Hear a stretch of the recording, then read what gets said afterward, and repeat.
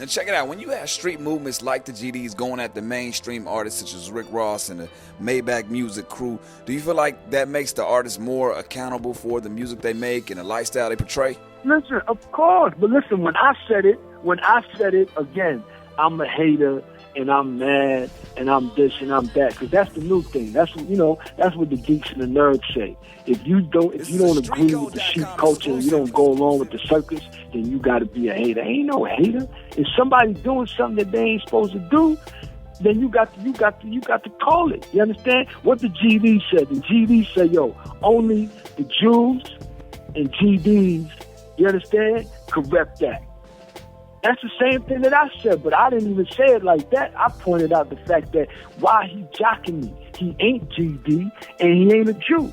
So now Shyne Po come out with Meyer Lansky, right? When I went to Israel, the same way Malcolm X went to Mecca, you understand, on my spiritual, endeavors and my spiritual journey, which was necessary because, again, I'm not like these dudes. I'm not going to see you at the BET Award, and I'm not going to see you out and about, and we're going to have words, and it's going to be commotion, and that's it.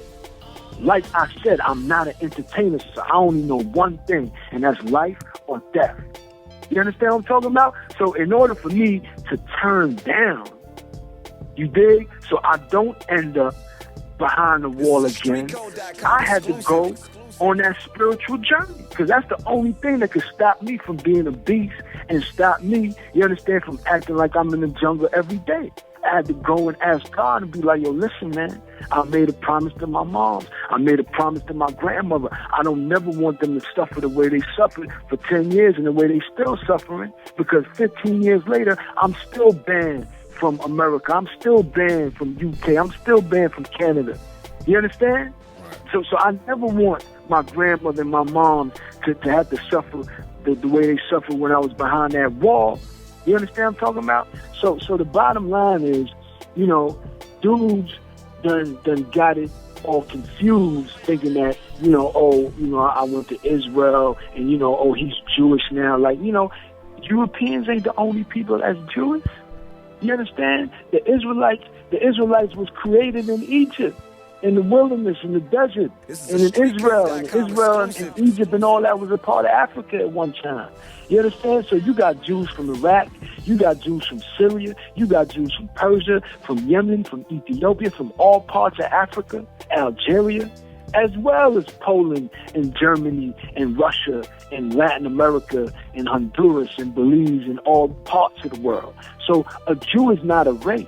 A Jew is a faith. You understand? So if Rick Ross wanted to get circumcised and wanted to believe in my God and the God of the universe, he could do that. I'm not saying there's anything wrong with that, but that's not what he's doing. You understand? He just jocking me. You understand? He emulating me. He trying to be something. You understand? I'm Meyer Lansky. Now he went from John Gotti to now he's Jewish Mafia. Before he was the Teflon Don and he was John Gotti.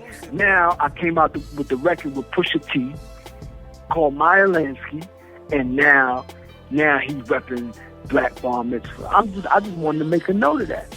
Knock it off. You understand? Be you. Be original. Stop trying to be me. I never fronted. Everybody goes to the P now and they become Muslim. You understand? Right. I kept it a buck. I did what I do. I was born Jewish and I'm going to stay Jewish. You understand? I always been Jewish. If you go back to my first interviews with XXL, I talked about having Ethiopian Jewish lineage and European Jewish lineage. My pops is Jewish. My mom is Jewish. I'm Jewish. You understand? Jewish is not a race. Not because, you're European, that means only you can be Jewish. Everybody could be a Jew. If you decided today that you wanted to learn about Judaism and you wanted to convert and believe in my God, you could do that. You understand? It ain't a race. So I'm cool with people not understanding and people, not being informed. And it's my job to inform them. But I'm going to be me. And let's not forget, my God and my faith don't got nothing to do with my character and my integrity. In fact, that's why I got the character and integrity that I have. Because not too many human beings have faced what I've faced and endured what I've endured. So, yo, I don't need a plaque. I don't need a trophy, but you gonna respect that. You understand? You can never take that away. Can't no geek or can't no nerd, you understand? Take that away. I don't care how nice you are with the rhymes. Listen, my man, this is real life. You dig? And any general that go to war and get Purple Hearts and come back, he got to be honored. That's just the way it is, man. And that's what I'm talking about. But we can move on and we can make music.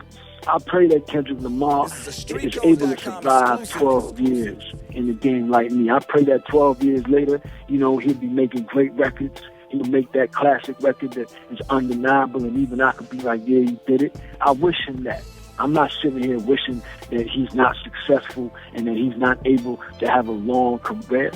You understand? In fact, my advice was, in order for him to have that longevity, because when people gassing you and hyping you, you don't work hard.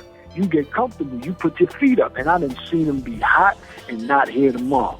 You understand what I'm talking about? Right. But I wish that he'd be here for the next 12 years and he could celebrate his 12th year anniversary like I am. I wish the same thing for my little brother Game. I wish that Game would stop playing with these kids and doing all this world star stuff and just focus on raising his kids and being there for his family and not jeopardizing that.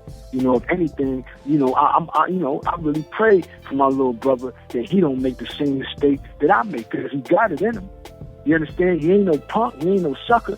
You understand? And I'm telling you, one night, 30 seconds, it could go wrong. You seen T.I. Lee. Man. You understand? You seen there's a few dudes, see murder. You understand? My comrade True Life. You understand? Max B. You understand? So this is real to me, man. You understand? So I wish that Game, keep making great records. I hope his Jesus Peace record, sell 1 million the first week, and that he's successful, and he can start having, conversations about, Watts and my big brother Bone. He got a documentary called Bastards of the Party, that documents the creation of the gang culture. Tough documentary, yeah. Yeah, it's a cold documentary, man. It tells you about the white flight and how the gangs was initially created to fight against the spook hunters and the Ku Klux Klan, and how when the white flight took place, that's when we started banging on each other. You know what I'm saying? Because I'm about black and brown power, man. I'm not with all this red flag, blue flag, and I'm not trying to be a gangster, man. That's what I do. I do that in my sleep. I'm about something more than that, man. I want to see more Barack Obamas. I want to see more Harvard professors and more Yale professors. That's what I'm about with this culture, man. I done suffered too much. I done buried too much bodies. I'm about to celebrate, the anniversary of my big brother, Big Wolf, and Big Riz. November 11th is when they passed away. These dudes can't impress me when it comes to that life, because I'm too much about that. What I want for my little brothers is I want for them to be successful and not make the same mistakes that I make. I never want to see Game make the mistake that I make, and then his kids got to come see him behind that wall. And I know how real that is. It don't matter how much money you got, how much records you sold. You understand? If you got to put that work in, everybody going to tell, and them boys going to come get you.